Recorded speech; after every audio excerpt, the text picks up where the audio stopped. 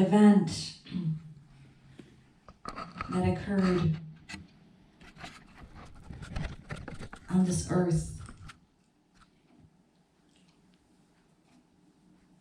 on January 14th, 1957. So what is the significance of Jagadguru Divas? I am going to shed some light on the importance of this special celebration.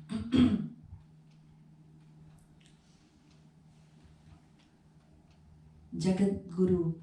Jagat means the entire world, and Guru means spiritual master. In the Mahabharata, Arjuna addressed Sri Krishna as Jagadguru. Vasudeva Sutam Devam Kansachanuramardanam Devaki Paramanandam Krishnam Vande Jagadguru. In the Skanda Purana, the divine consort of Lord Shiva addressed him as Jagadguru. In the Bhagavatam, Shukadeva Paramhans referred to Sri Krishna as Jagadguru Sri Krishna when he praised the extreme fortune of the Braj Gopis who adored and accepted Sri Krishna as their divine beloved.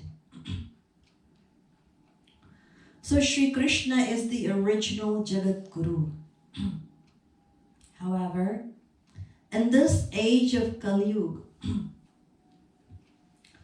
this tradition of Jagadguru began with Adi Jagadguru Shankaracharya, who was recognized as the descension of Lord Shiva.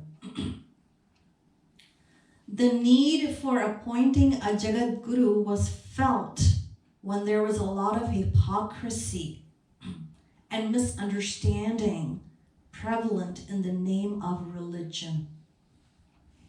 Most of those who preached had no clue about scriptural understanding.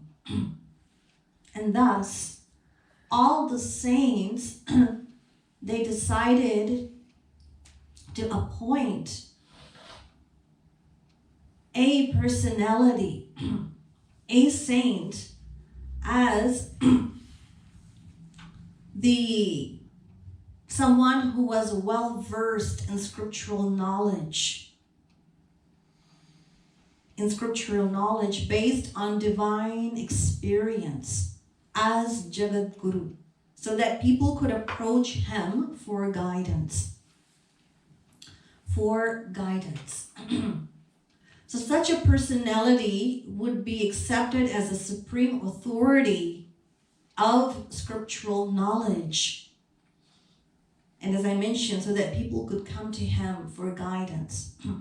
So in this way, this tradition of Jagadguru was introduced with the aim of ending all hypocrisy and also with the aim of providing guidance, knowledge, and inspiration from an authentic personality.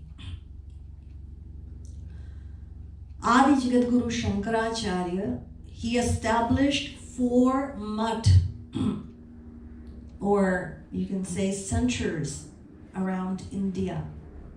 And he appointed 4 of his disciples as Jagadguru. Thus, a hereditary, disciplined system of Jagadgurus came into existence. Although these were not the original Jagadguru. After Adi Jagadguru Shankaracharya, there were only three original Jagadgurus. By original, I mean those who are fully empowered with scriptural knowledge, proved to be prominent against debate with other contemporary scholars. So after Adi Jagadguru Shankaracharya, the three original Jagadgurus were Jagadguru Shree Ramanujacharya, Jagadguru Shree Nimbarkacharya, and Jagadguru Shree Madhvacharya. So sometime after the fourth Jagadguru was appointed, a special body of 500 eminent scholars was established and authorized to appoint a Jagadguru. So it was only after these scholars collectively and unanimously accepted a saint as the supreme authority of scriptural knowledge that he was officially appointed as Jagadguru. Until this day, this Parishad, known as Kashi Vidvat Parishad, has appointed, this Kashi Vidvat Parishad is from Banaras. So they have appointed only one saint as Jagadguru. And that is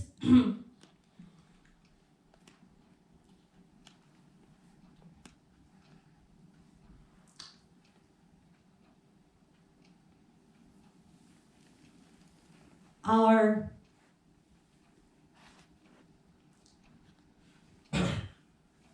beloved divine supreme Acharya, Jagadguruttam Shri Kripalu Mahaprabhu, our Shree Maharajji.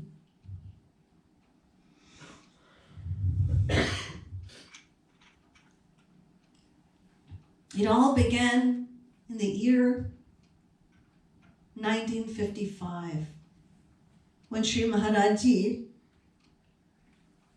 he organized a grand religious conference in the holy land of Chitrakoot.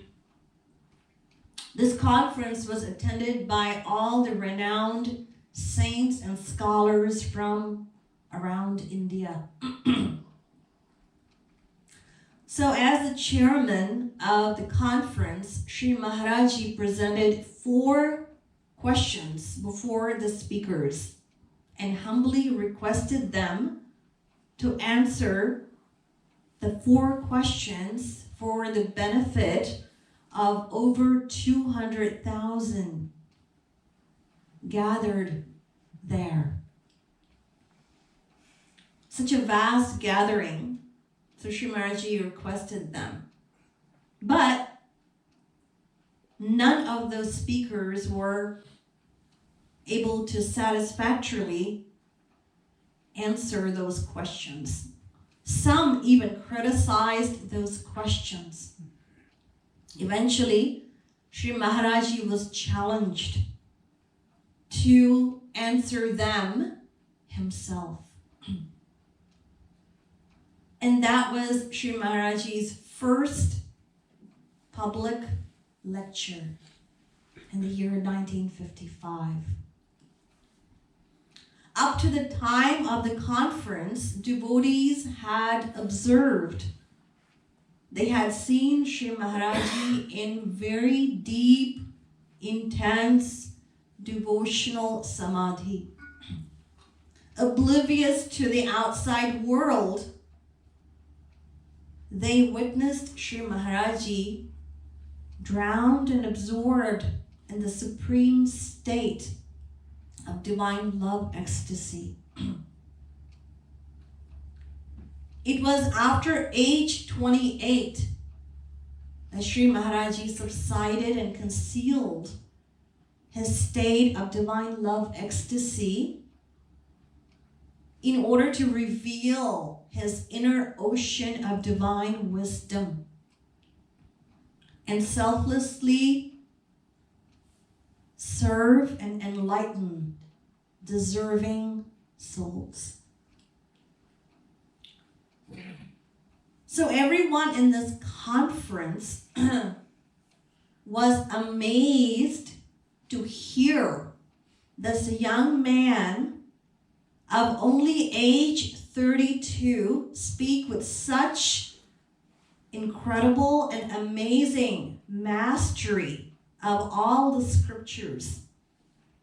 Shree Maharajji's devotees were even more astonished because they had never seen Shree Maharajji study a single book ever before. They were all wondering and curious as to where he had hidden this unlimited treasure of divine wisdom. So the vice chairman of Kashi Vidvat Parishad, along with 12 other scholars, was present at the conference. And these scholars were simply astounded by Shree Maharajji's vast and profound knowledge of all the scriptures. And they all returned to Kashi praising Shree Maharajji's unprecedented knowledge to no end at all. And so this praise was skeptically accepted or heard. Other scholars, when they heard it skeptically, they thought that it was just an exaggeration. How could a young man of only age 32 be the master of all, so many hundreds of scriptures, when it takes almost an entire lifetime to master one, only one scripture in our Hindu Dharma, in Sanatan Dharma? To master only one, it takes almost an entire lifetime, and maybe even that. But the constant praise that they were hearing about Shree Maharajji sparked their curiosity. Their curiosity. So the following year, in 1956, Shree Maharajji organized another grand religious conference similar to the one in Chitrakoot, but this one was in Kanpur in the year 1956. So the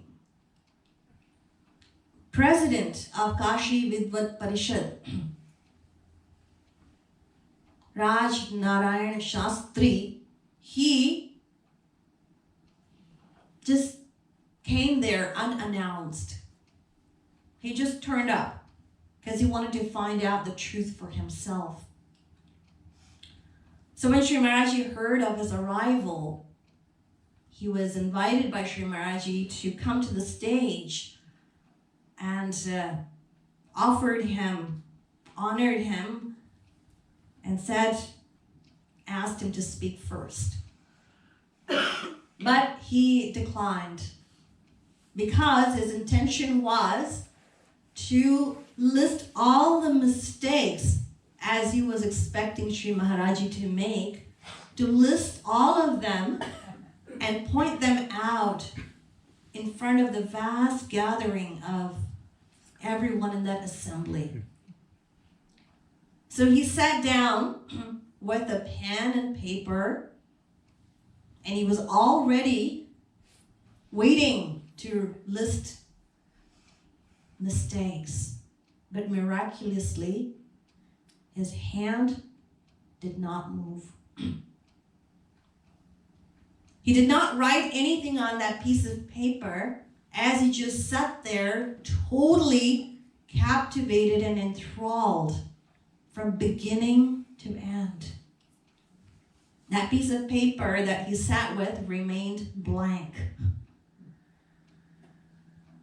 So Raj Narayan Shastri, he was left spellbound and terribly speechless. So he said that he was not going to speak on that day, but he asked to be the first speaker the following day. So when he went up to speak the following day, Shree Maharajji also sat with pen and paper to list his mistakes. But Shree Maharajji's pen did not move either, because his speech was nothing except for the endless praise of Shree Maharajji. That's all it was. That's what his speech was all about. So he returned to Kashi and he could not stop praising Shree Maharajji. So those scholars who did not hear Shree Maharajji, they decided to test Shree Maharajji's knowledge. They decided to test his knowledge. So the same question intrigued their minds, that how could a young man of only age 32 be the master of so many hundreds of scriptures? So they decided to invite Shree Maharajji to Kashi. And Shree Maharajji graciously accepted their invitation. And they asked Shree Maharajji to deliver his lectures in Sanskrit, which Shree Maharajji until then did not deliver any lectures in Sanskrit. So he accepted that also. And Maharajji spoke for 9 consecutive days. 9 consecutive days he spoke. So on the very first day, he spoke in very simple Sanskrit. But every day thereafter, he raised the level of Sanskrit to such a level, that it surpassed the intellectual capacity or intelligence of even the topmost scholars over there. So at the end of the 9 days, the president invited all the scholars to hold Shree Maharajji, to hold a debate against Shree Maharajji. So those scholars said, they said that we can easily challenge an ordinary scholar. We can easily do that. But Shree Maharajji far exceeds our scriptural understanding and demonstrates an unparalleled grace in his personality. How could we even think of holding a debate against him?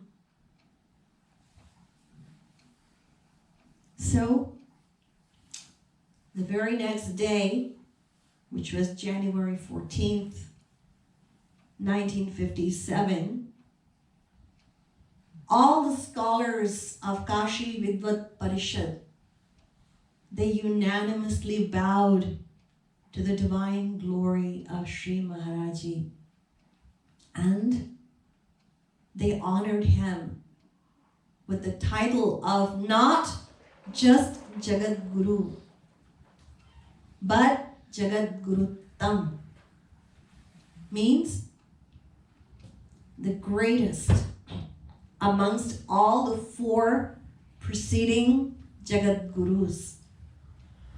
And the 4 preceding Jagadgurus, Adi Jagadguru Shankaracharya, Adi Jagadguru Shree Ramanujacharya, Adi Jagadguru Shree Nimbarkacharya, and Adi Jagadguru Shree Madhvacharya. So Jagadguruttam, they recognized that the young personality seated in front of their eyes, who so easily reconciled the philosophies of the 4 preceding Jagadgurus, was not an ordinary preacher, but a divine personality. They realized that no person could possibly possess such a depth of unlimited, infinite divine knowledge. And as a result of what they witnessed,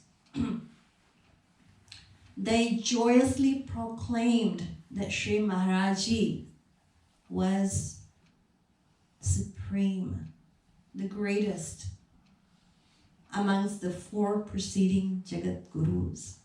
And therefore, they honored Shree Maharajji with the title of Jagadguruttam. Uttam means the highest and the greatest. In addition, seeing the deep divine love, ecstasy of Radha Krishna love in Shree Maharajji's personality, they honored Shree Maharajji with the title of Bhakti Yoga Rasa Avatar, means the supreme descension of Bhakti Yoga, of Bhakti. So,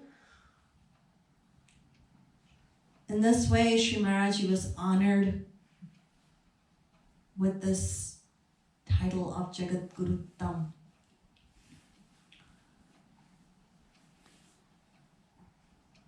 These are, as I just narrated, the events that led up to that day when Shree Maharajji was recognized and honored and acknowledged as the 5th original Jagadguru.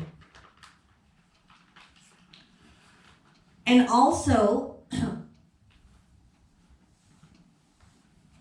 within this celebration, from a devotional perspective, there is a deep message.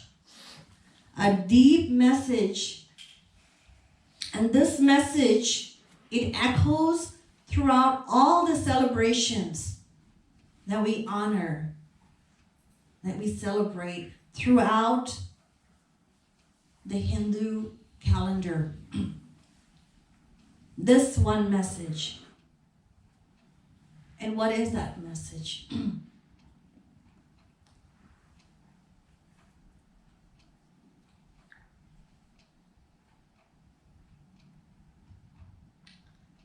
That message is,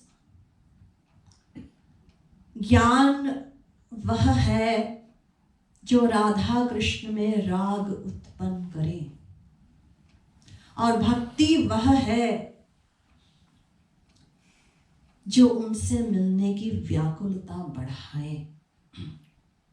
Knowledge is that which introduces love for Radha Krishna. And bhakti is that which develops deep longing for them in the heart. जीवन थोड़ा है, इसे भगवत सेवा में लगा दो, तथा हर समय हरि गुरु कृपा का अनुभव करो. Life is short. Life is short. Use it for the divine service. And feel the grace of your Master and Radha Krishna in your heart all the time. यह संसार ऐसा ही रहेगा, लेकिन तुम समाप्त हो जाओगे. अतः श्री रासेश्वरी राधा रानी तथा श्याम सुंदर से प्यार कर लो. The elusive charm and disappointments of this world will always be there, but your life will be finished. So, before it is too late, start loving Shri Raseshwari Radharani and Shyam Sundar.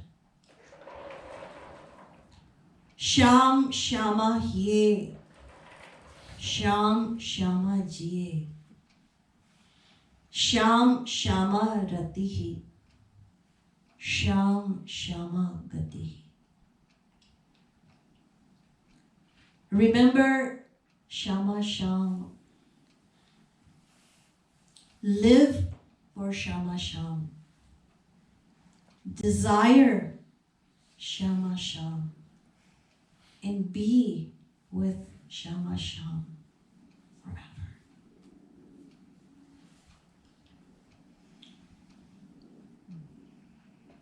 This is the quintessence of Bhagavatam. So this message, it echoes throughout every celebration. Let us think about this. Today we're honoring Jagadguru Divas. In 2019, we honored Jagadguru Divas. Previous to that in 2018. And for many, many years previous to that.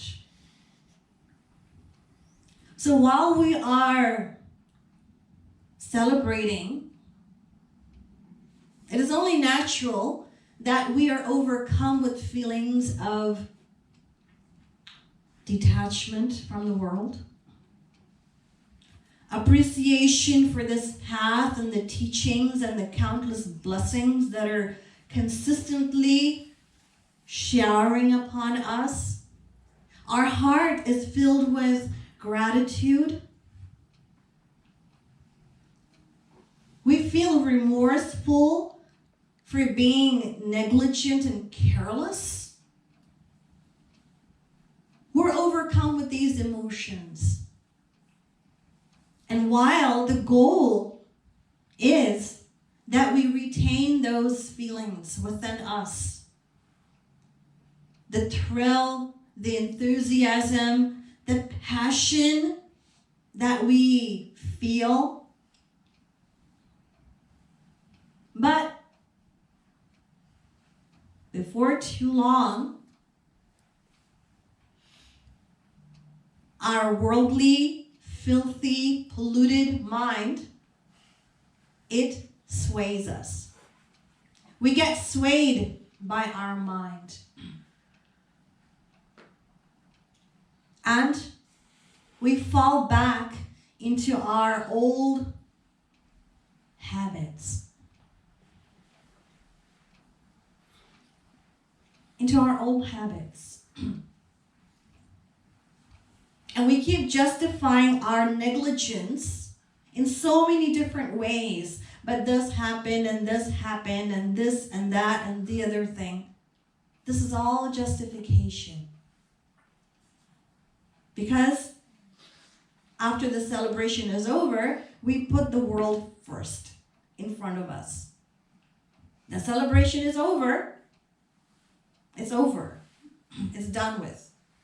We'll wait another year to feel that passion, that thrill, that gratitude. But that is not our goal. So we are swayed by our mind. In other words, we fall prey to the dictates of our mind. We allow our mind to govern us in everything that we do. We become slaves to our mind. Once there was a disciple who asked his guru, "Why can't my mind engage in meditation? Though I try day and night, this wretched mind wanders from one place to another. I grab hold of it, and no sooner have I done so than it has gone off again."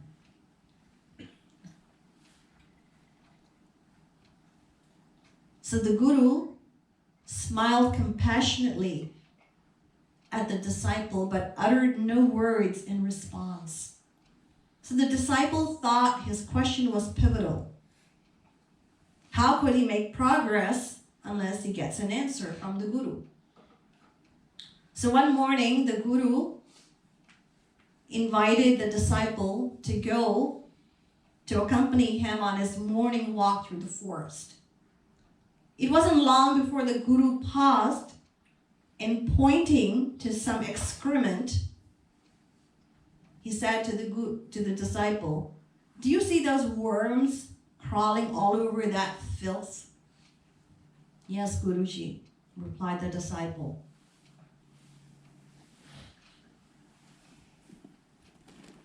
"I want you to pick up one of those worms and gently place it on the flower, on that fragrant flower."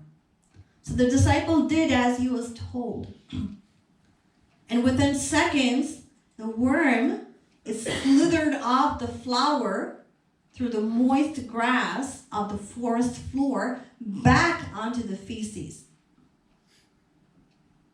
So the guru asked the disciple, "Did you understand? Did you understand? You asked why you cannot engage your mind in meditation, and this little fellow gave you the answer." So with palms joined and feeling a little red-faced, the disciple asked his guru. He humbly asked him to explain. "Please explain what you mean."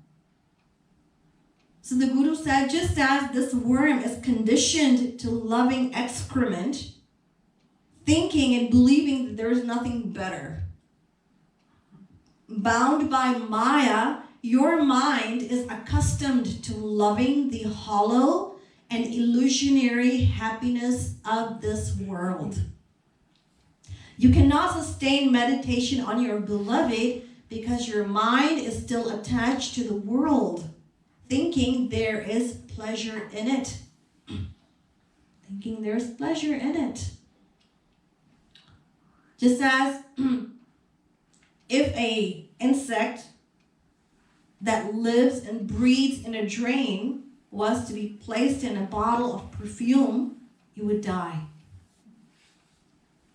A drunkard lying in the gutter, if he was asked, "Why didn't you go home?" he says, "This is my home." So in the same way, due to our practice over infinite lives, we habitually think that this world is a source of pleasure. It's a source of joy. So Shree Maharajji tells us that until we forcibly convince our intellect using spiritual knowledge and strengthen it by correct spiritual practice, our mind will continue to think that there is pleasure in what is in comparison to the unlimited, infinite divine love of God. Our mind will continue. So what is that practice? First and foremost, Shree Maharajji tells us, how many times have we heard Shree Maharajji alert us and warn us to the fact that our mind is our greatest enemy. Man ko mano shatru uski sunahu jani kachu pyare. Man ko mano shatru uski sunahu jani kachu pyare. Sunahu jani kachu pyare. So Shree Maharajji tells us that our mind alone, our mind is our greatest enemy. And that we should never listen to our mind, because our mind, being a product of Maya, will only lead us down the path where there's nothing but pits and falls and darkness. That is where it's going to lead us always. So, the mind must be trained. That is what we have to do. We have to focus on, instead of focusing on being swayed by the mind, we have to focus on overcoming or counteracting the tendencies of the mind through spiritual sadhana. And what is that sadhana?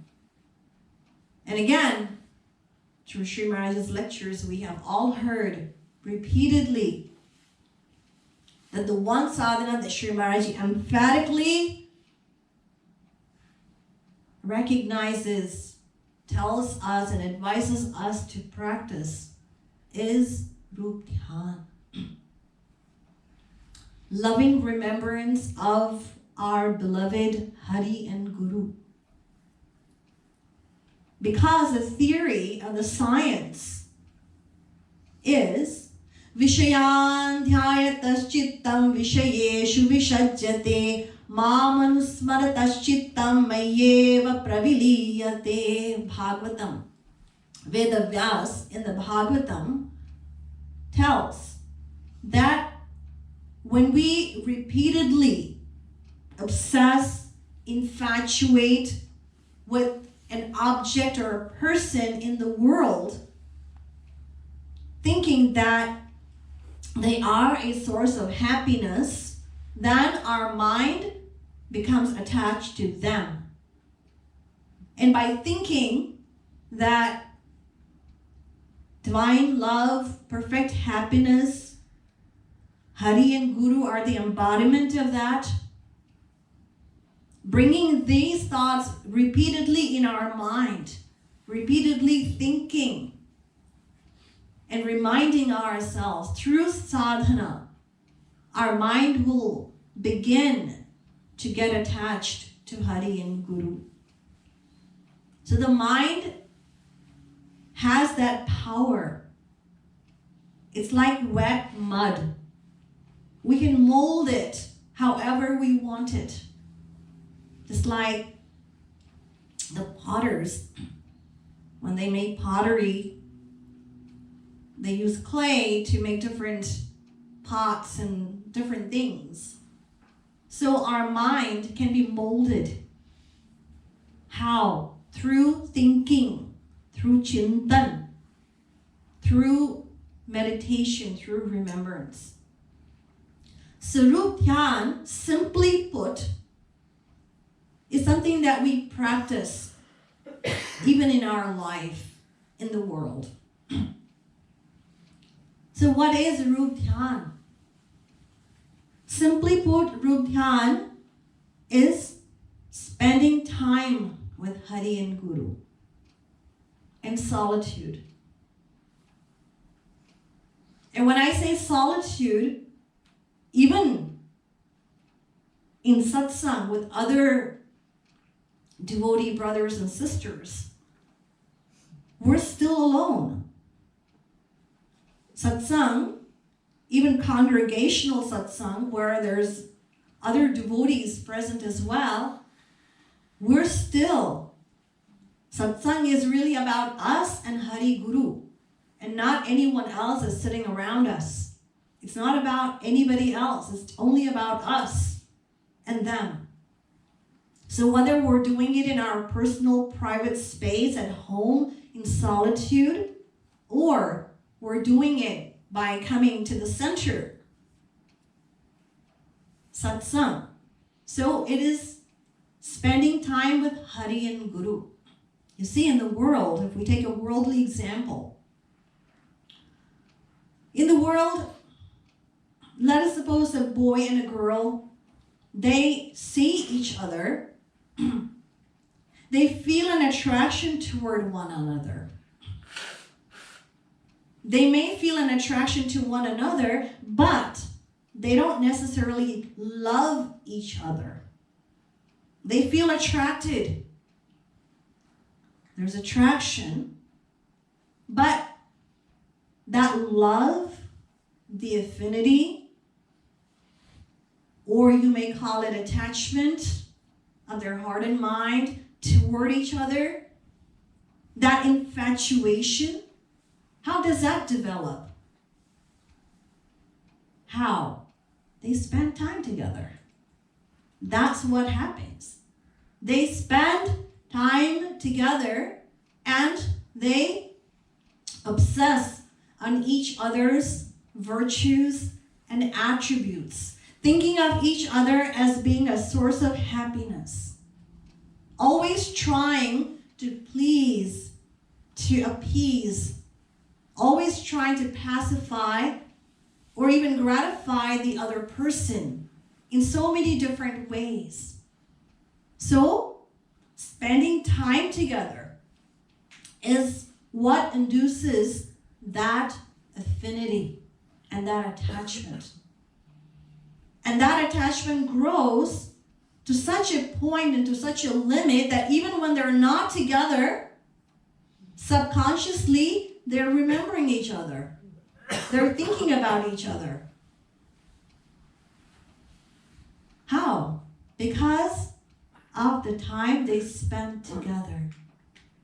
So Rup Dhyan is exactly that. We spend time with Radha Krishna.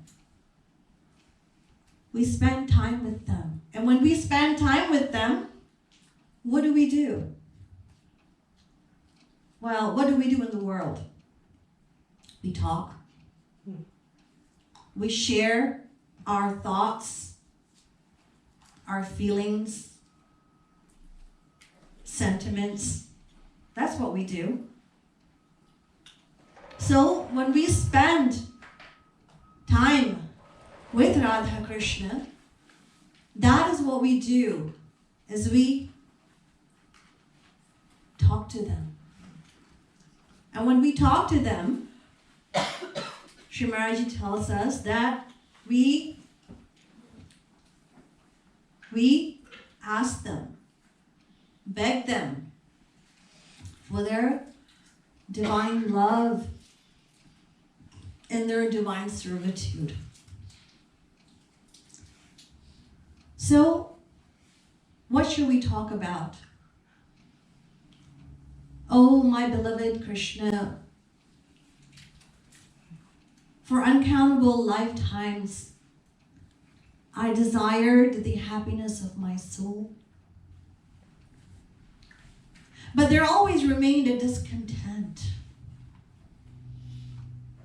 an inner demand which caused my mind to look for its fulfillment through material means. Suffering the disappointments of this world, I lived so long. But now I understand that my soul was longing for you and my heart desired your association. O form of kindness, Shri Krishna.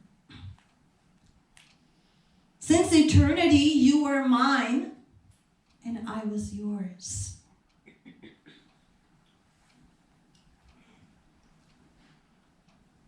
Jeevan Kunj Bihari Pranadhana Jeevan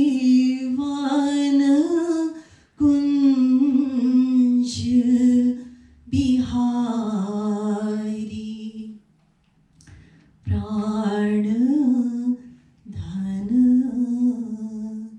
Tum to rahe sanatan hamare tum to rahe sanatan hamare ho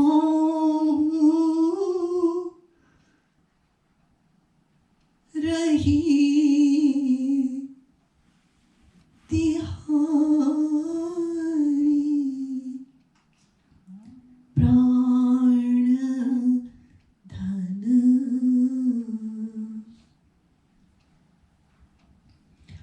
ho rahi tihari pranadhana.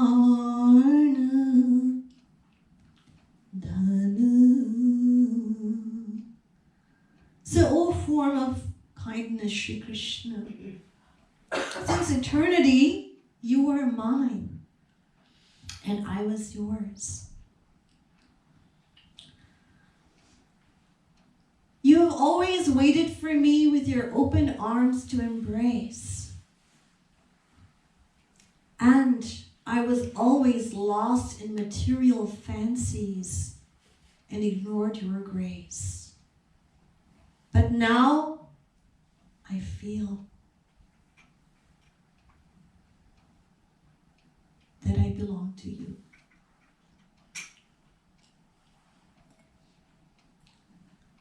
O ocean of love, Shri Krishna, and my soul-loving Radhe.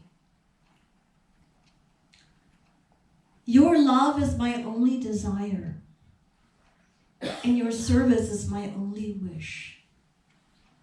You are the soul of my soul and the life of my life. You are the joy of my heart and the liveliness of my mind. So I need you. Please come into my life and fill my heart with love and longing. And make me your own forever. This is how we should talk to them. And when we talk to them from our heart, when our call is sincere, when we really mean it, not like Shree Maharajji says, superficially we say thank you and sorry. No. When we mean it in our heart, then they hear it. Our call goes all the way to divine Vrindavan. They hear it. And they want to come. And they come. But unfortunately, they cannot reveal themselves to us because our heart, our pot is still polluted. But every prayer, every moment of sadhana that we offer to them, they hear. It is heard. So Shree Maharajji has advocated, taught us this sadhana. And this sadhana alone is the elixir of our devotional life. This Rup Dhyan. So, when we practice this sadhana, then we can enslave them. Enslave them. And when we continue to practice, when we continue to feel what we're feeling right now, when we firmly resolve to be dedicated, to be committed to them, so that one day we may realize their love, then only the purpose of this celebration can be and will be gratified. So, yes, we're honoring Jagadguru Divas, Jagadguruttam Jayanti, but the message that echoes is this. This is what we should behold in our heart. Behold in our heart. Behold in our heart. So, with these words, I conclude my pravachan. We will do kirtan.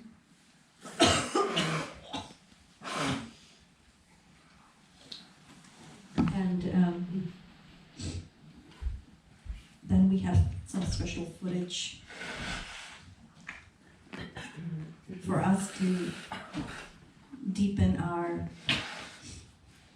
love and dedication to Shree Maharajji.